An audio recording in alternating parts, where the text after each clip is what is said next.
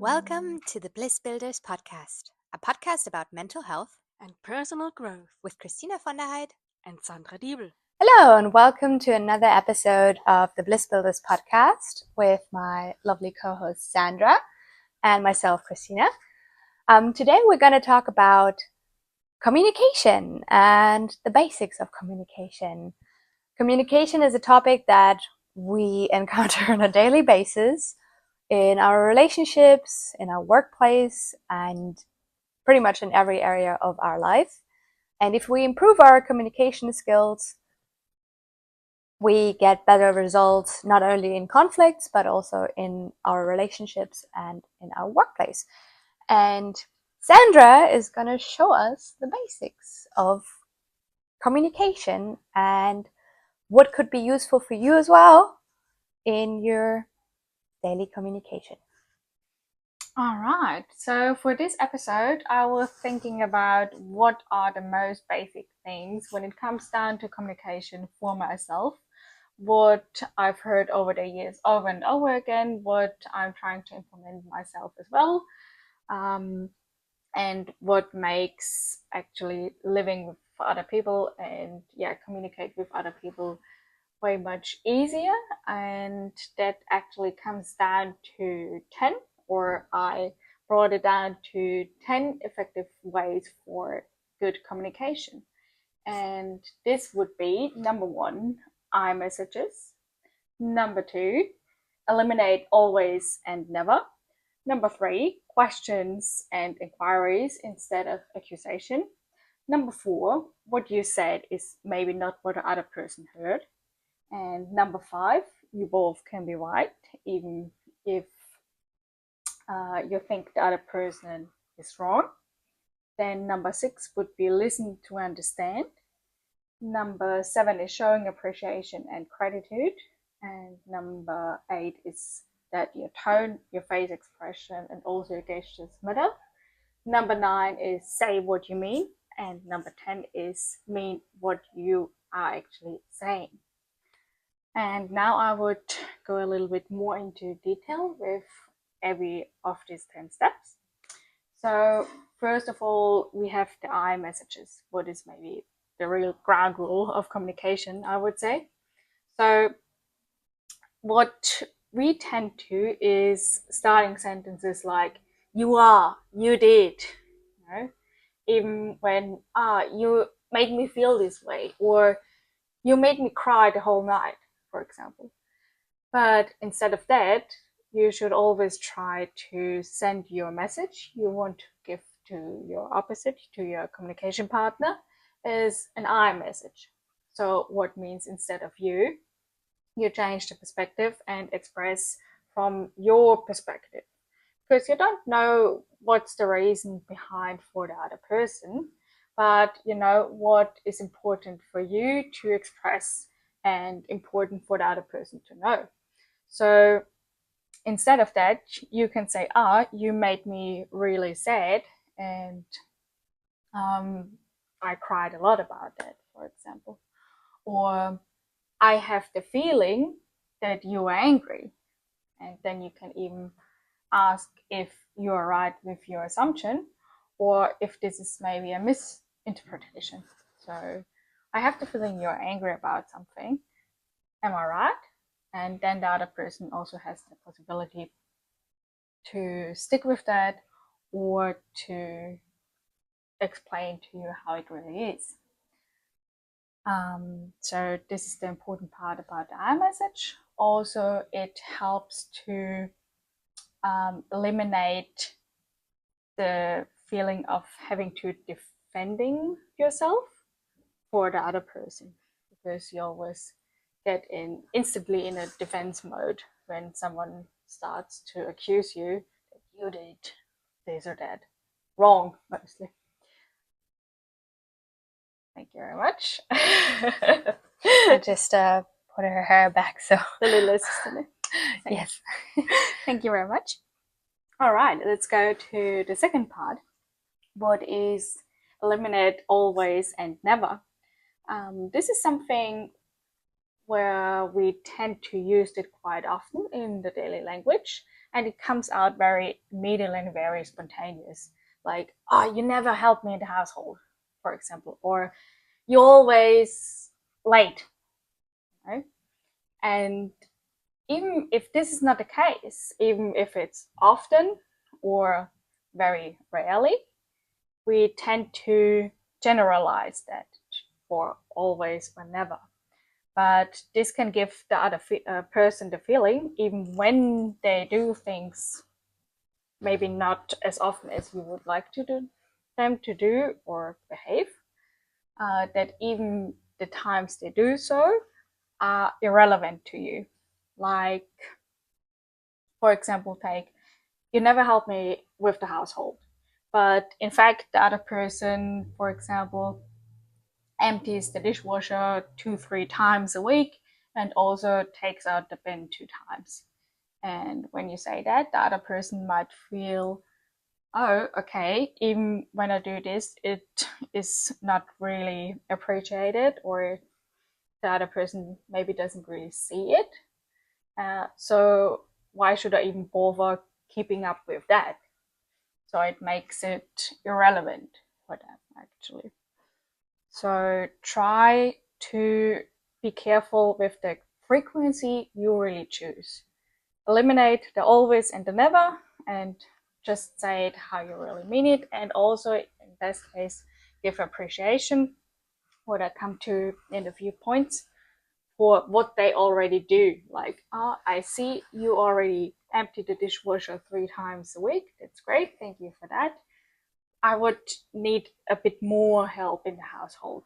Could you maybe take over responsibility for the dishes and the cooking, for example, and I do the washing and the cleaning? That could be an example. All right. Number 3 would be questions and inquiries instead of accusation. That also comes down to, more or less the first point. What is you did, you are, you make, etc., like that. So with you messages, you also often start an accusation where the other person might already have the clue of, oh, when the sentence starts like that, there is something wrong, or I did something wrong. And this also builds up a defense, a barrier in the other person quite quickly. So it would be recommended to just assure yourself, if it is the same way like you assume it, with some questions. And also, if you want another person to help you, this can be done with some inquiries for your support, for example. So as an example, you can say, hey, I feel overwhelmed with the household. Would you mind giving me a hand? So you ask the other person for support. And this is a softer way to express it instead of what we tend to do if we, for example, combine all the things. You never help me in the household.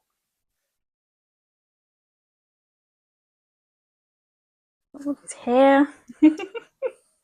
I should make a bun. Hair and microphone don't want to go together. All right. Something very, very important where a lot of misunderstandings happens is what you said is maybe not what other person really heard. Thank you.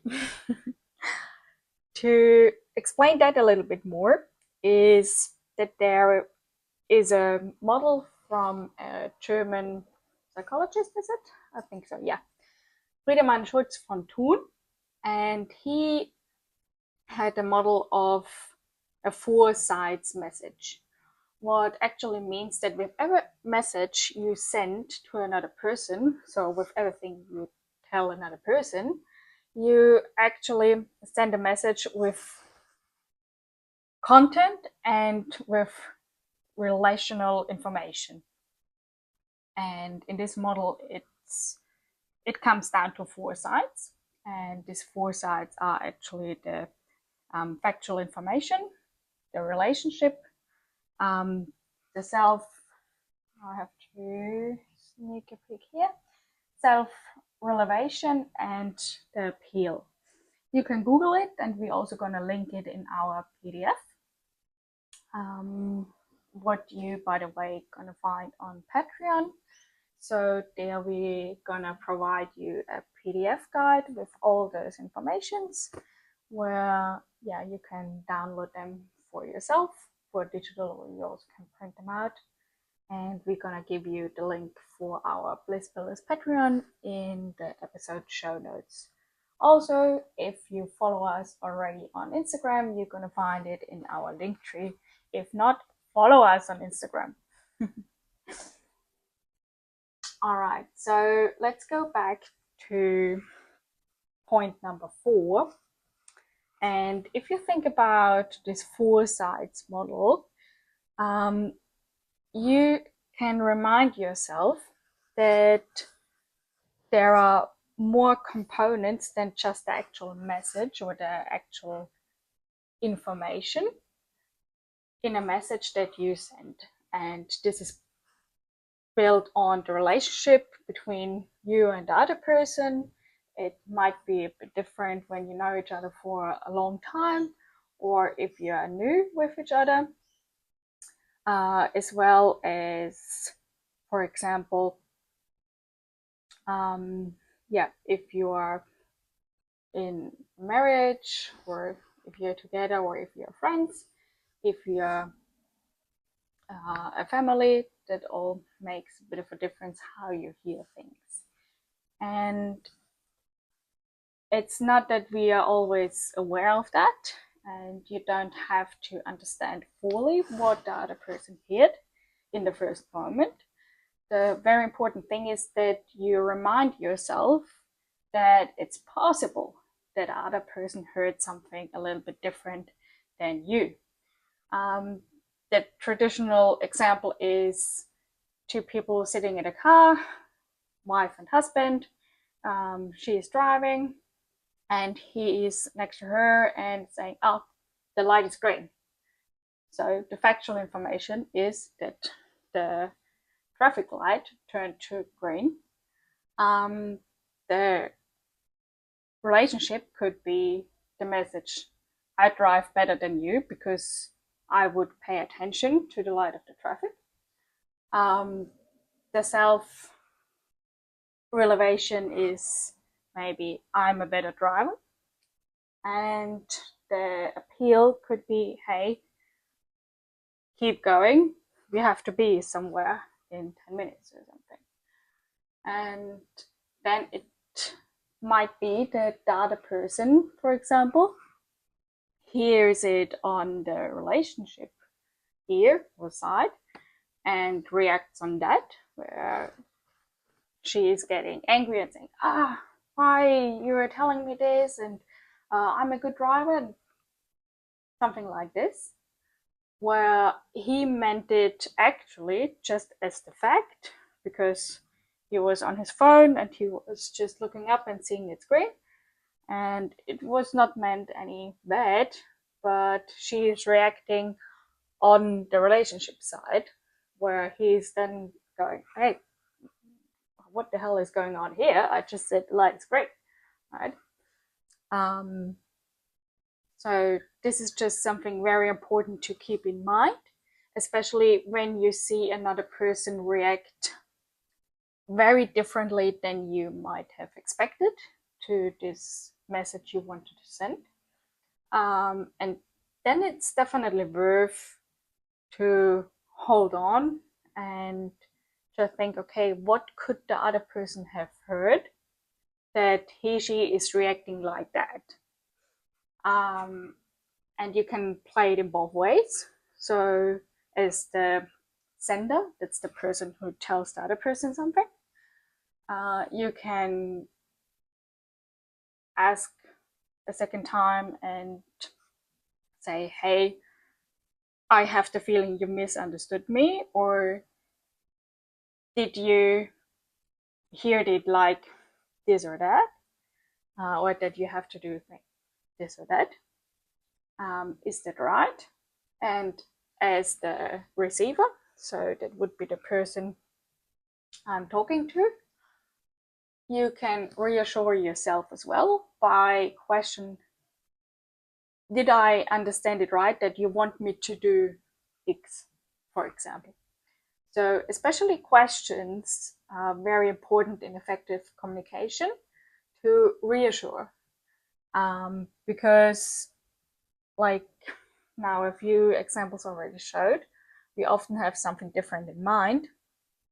And so the only way to make sure we really understand each other is to question and also sometimes to paraphrase, what means that you just repeat more or less in your own words. That's always personally for me better than repeating it exactly how the other person said it, but in your own words, and just checking in with the other person.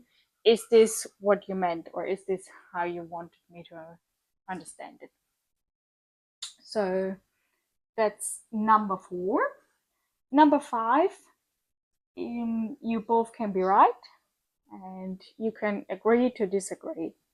So there is no point in just wanting to be right or proving the other person to be wrong, as this definitely brings even more conflict than a solution.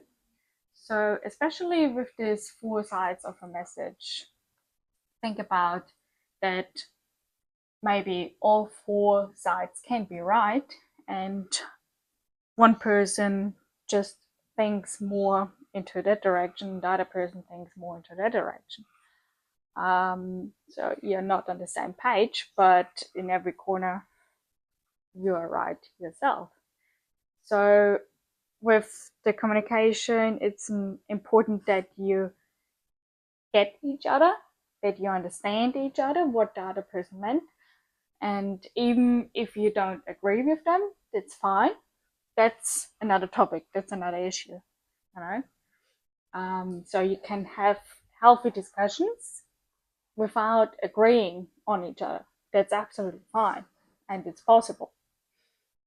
So that would be a healthy discourse, actually. And also, this brings us new perspectives sometimes and helps us to expand. All right. Then number 6, also a very, very important one. Listen to understand and not to reply, because that's also something we all tend to, is when you are in a heated discussion, we build up our answer already in our minds, and we wanted to add something to the conversation, to prove our point, to to show the other person what our perspective is. But the thing is, as soon as we do that, we miss what the other person is saying. So because our brain is distracted with forming the answer already, you are not really listening what the other person is saying. So it's not really possible for you to understand their perspective, to get their point, to think with what they are saying, because your mind is distracted. So what you can do here is, and I know it's really, really hard if it's a heated discussion, if you have very clear viewpoints, but step aside and put your own thoughts and what you want to say aside for a bit, and really try to just listen, to have this conversation, to understand the other person and the other person's viewpoint. So that will take a bit of practice, especially, like I said, if it's a hard topic or if you're in an argument. but this is definitely a big solution to ease the whole conflict or the whole argument. 100%. I understand that you still want to contribute your own thoughts and your own perspectives, and that's absolutely fine. And you have a right to do that. But what I would recommend is keep it to the end. Take pen and paper if you want, if you need. Take some notes for your own thoughts that you don't forget them. That's fine. Maybe even with the ones from the other person. And also, sometimes it solves itself more or less. So the argument you want to bring maybe is not that important, or not that effective 10 minutes later anymore, because the other person said something that is closer to you, or I don't know, dissolves this one argument, for example. So it's important to really focus on the other person and trying to get their point of view. You can do it naturally, then you just shut up naturally and listen, really active listening. So here's maybe a little sidestep. Active listening is also reassuring yourself with some questions. Did I get it right? That you mean blah blah blah. So just make sure that you're on the same page. And then when this is over, maybe the other person said everything they wanted, you can turn it around and you tell the other person what's your perspective and what you actually wanted to communicate. And that's the most, would be a natural way and definitely the healthiest way to get a bit closer to each other. Where if you want to make it a bit more into an exercise, let's say, you can also set a timer and just say, okay, now we're going to focus 20 minutes on you, and then we're going to focus 20 minutes on me, for example. So depending how it works better for you or how you prefer it. Okay, then we have number 7, showing appreciation and gratitude. What means, especially when someone is expressing their feelings, their thoughts, and maybe even complaints, maybe even not in the best way, maybe they are swearing or using a tone you don't really like. That's also understandable. So they're maybe not following these rules. That happens because it's still practice and it takes a lot of time to implement all that, especially if situations occur spontaneous. But if this is the case, I recommend to still focus on that the person expressed themselves, that the person told you how they feel, what they are unhappy with, what they are concerned about. So a lot of people don't do that. They swallow it, for example, for even years and never get it out. Or say, that's fine, that's all right, but in fact, it's not. So if someone is telling you about their worries, then I really recommend to appreciate at least that they do it. And in best case, that might not even, not always be possible right in the moment, but maybe a bit later. Show appreciations also towards them. So tell them, for example, hey, thank you very much that you told me that. I was not aware of it. I will do my best to change this behavior. But also here you can add your own concerns, for example, like if you didn't enjoy how they told you, you can add on that, for example, like, thanks for telling me. The next time, could you please use a softer, more calm tone? Then I can take it better. So you are standing up for your own boundaries, especially for the next conflict or the next time it occurs, but you also assure the other person that you are happy and grateful for them, that they share how they feel and think. All right, number 8, yes, tone and face expressions and also gesture matters. So what this means is, even when you do things like eye rolling or the eyebrows, or you touch your head, for example, or put your hand on the forehead, or anything like that. Even when you say the nicest words with gestures like that, you can ruin the conversation pretty fast. As this is also, a sign for the other person that you probably don't really mean what you say.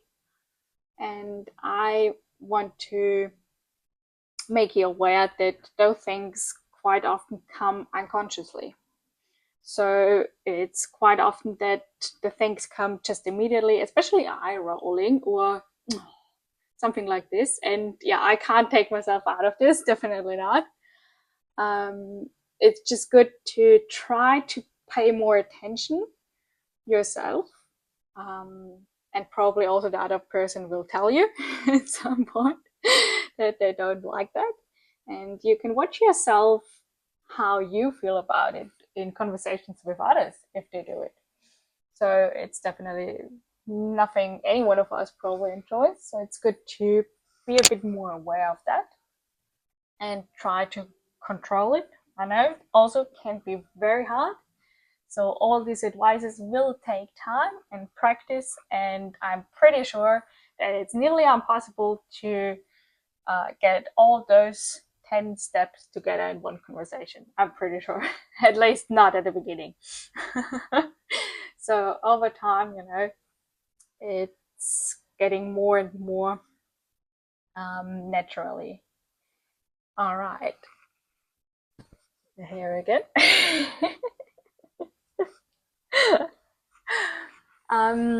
A little trick here, if you are not able to change it to a bright smile, what's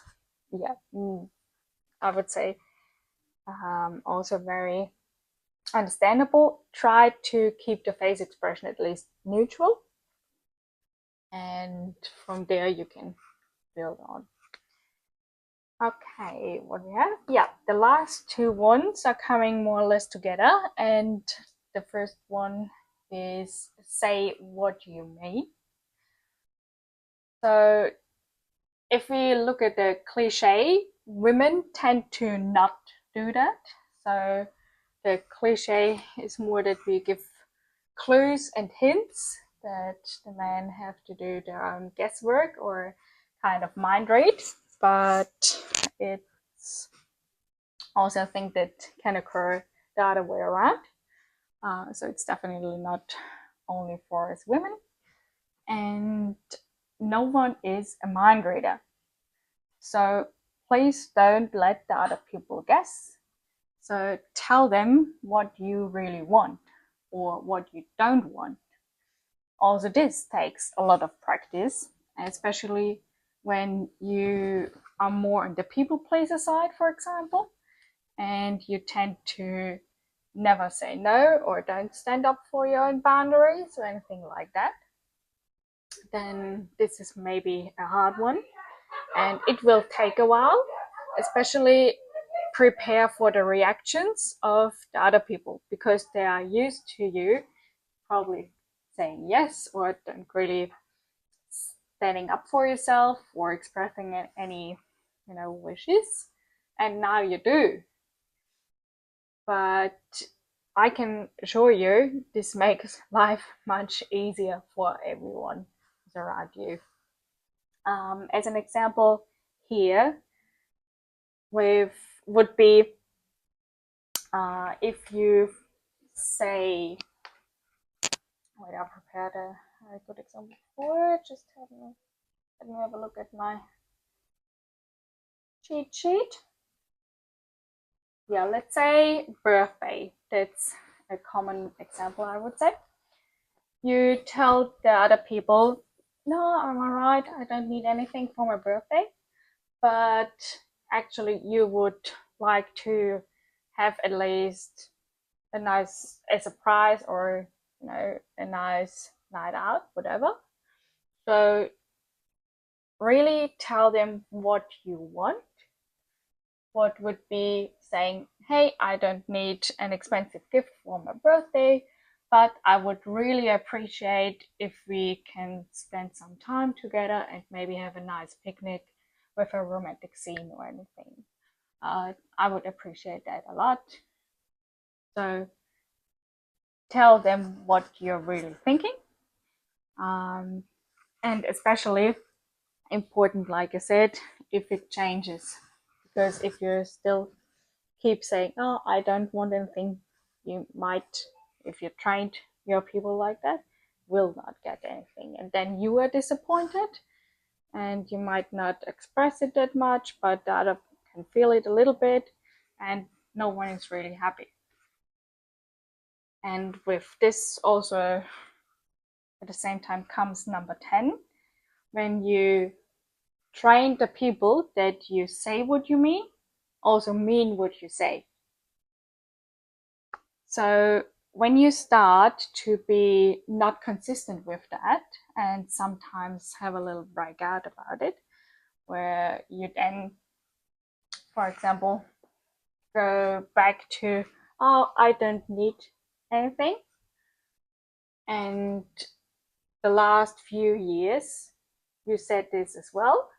You trained the people, they didn't got you anything, you just spent time together, and you say it again, I don't need anything for my birthday.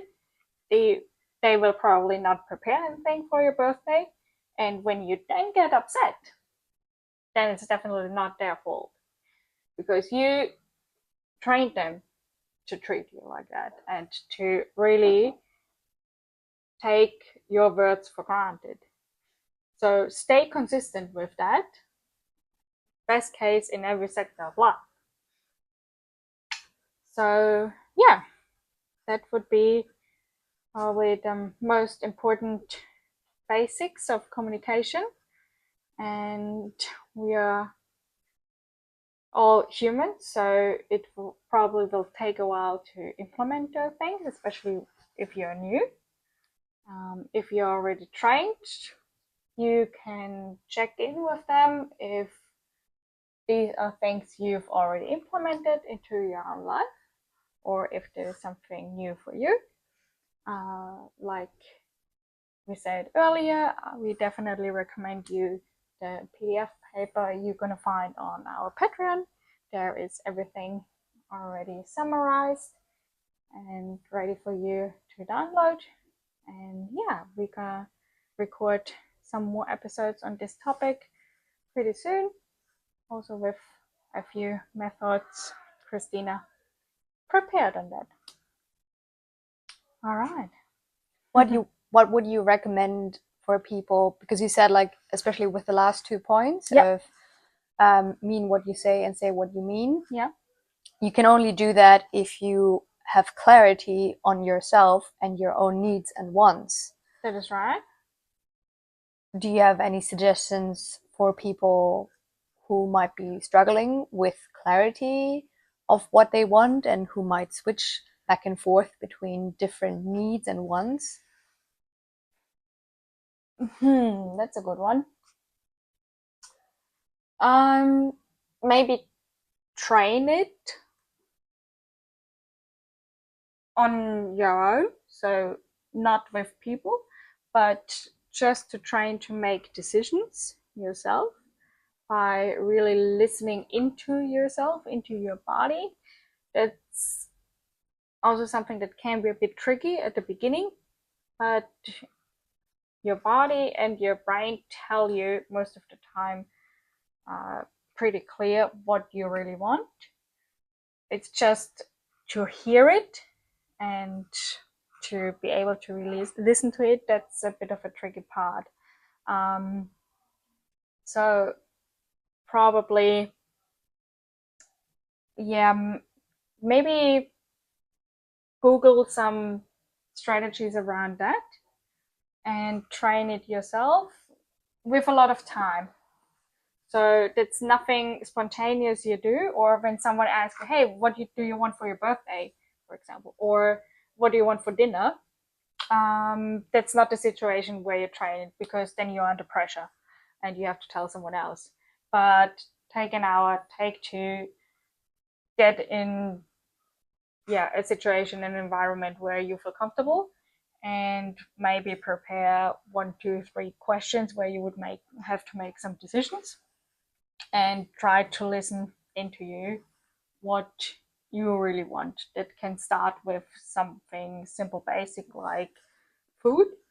So think about what are your desires for what kind of food, and that can go up to what kind of relationship, what kind of partner do I want.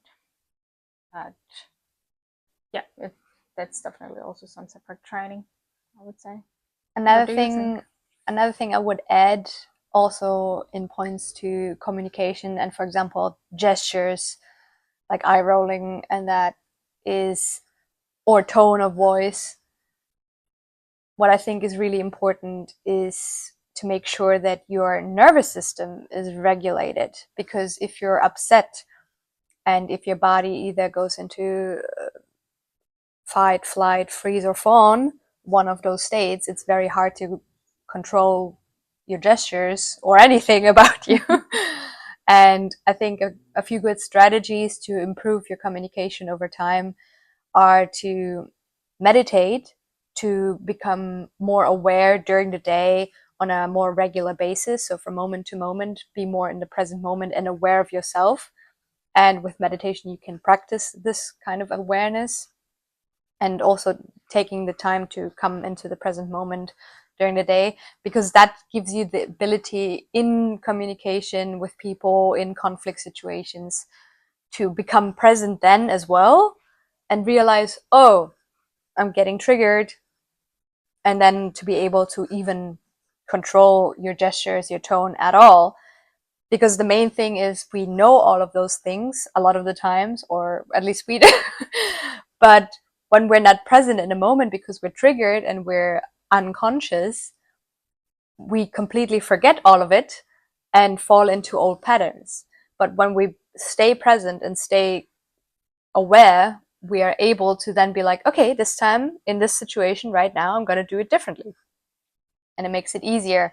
And with a regulated nervous system, which means to calm your nervous system, which you can do by humming, by singing, by shaking, by doing exercises throughout the day. If you keep your nervous system regulated, also having breakfast in the morning to not get like cortisol, stress level spikes, that also makes it easier, because then if a conflict situation appears, you're in a calm state and you can react very differently than if you're already on a high stress level. Because a lot of conflicts, in my opinion, happen because we didn't have enough sleep, we haven't eaten anything yet, we're literally hangry.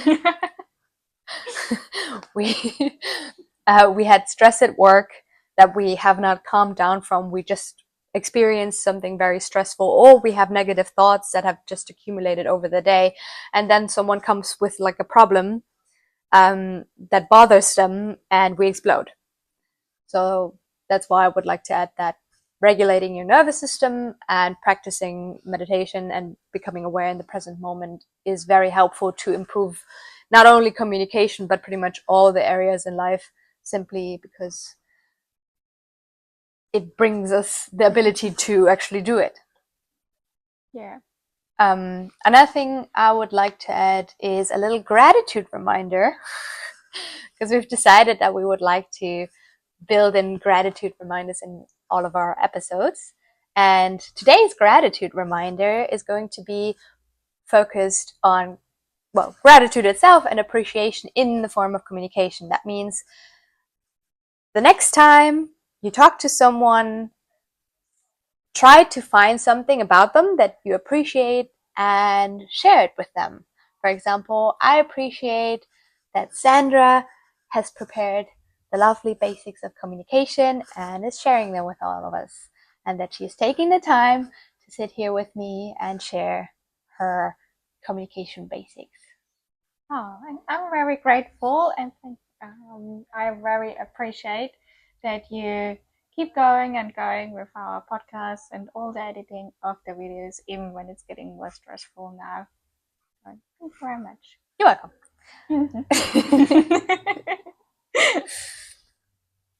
All right.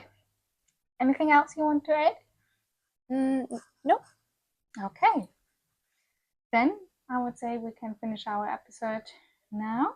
Would you like to summarize it one last time? Yes, of Just course. 10 points. All right. I take my notes. Then I'm going to summarize the 10 important again. I summarize the 10 important basics for communication. That would be I messages instead of you messages. Eliminate always and nevers. Questions and inquiries instead of accusations. What you said is maybe not what other person heard, and you both can be right, and you can agree to disagree. Listen to understand. Showing gratitude and appreciation. Tone, face expression, and gesture matter. And say what you mean, and really mean what you say. Okay. Here we go. If you enjoyed this episode, follow us on Instagram, Spotify, YouTube, subscribe to our YouTube channel, subscribe to our Spotify channel, visit us on Patreon to get all of our handouts, written handouts, extra content, or to join our Bliss Building community to have group discussions with us or to get in touch with us in general. And leave us a 5-star rating. We would really highly appreciate that because it gives us the opportunity to share our interests with more people and what helped us and keep this going. Yes. Beautiful. With that, wish you a beautiful day and see you next time. See you next time. Thanks for listening. Bye.